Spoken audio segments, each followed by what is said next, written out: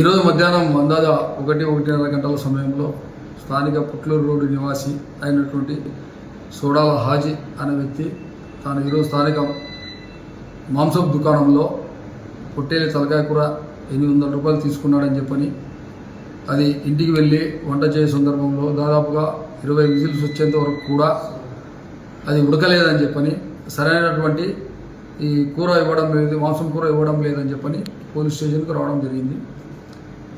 ఈ సంఘటన ఆశ్చర్యం కలిగించింది. నిత్యము ఏదో ఒక ఆందోళనతో ఉండేటువంటి తాటిపత్రి పట్టణంలో అకస్మాత్తుగా ఈ విధమైనటువంటి కంప్లైంట్ రావడం ఒకంత ఆశ్చర్యాన్ని కలిగించింది.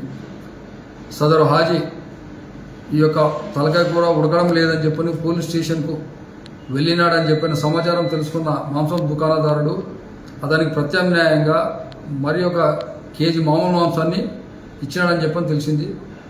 ఈ సందర్భంగా ప్రజలకు తెలియజేయడం ఏమంటే తాడిపత్రి పట్టణ పోలీసు వారిని ఆశ్రయిస్తే ఎటువంటి సమస్య కూడా పరిష్కారం అవుతుందని చెప్పని ఒక నమ్మకం ఏర్పడింది అని చెప్పని ఈ ద్వారా మీకు తెలియజేస్తున్నాను.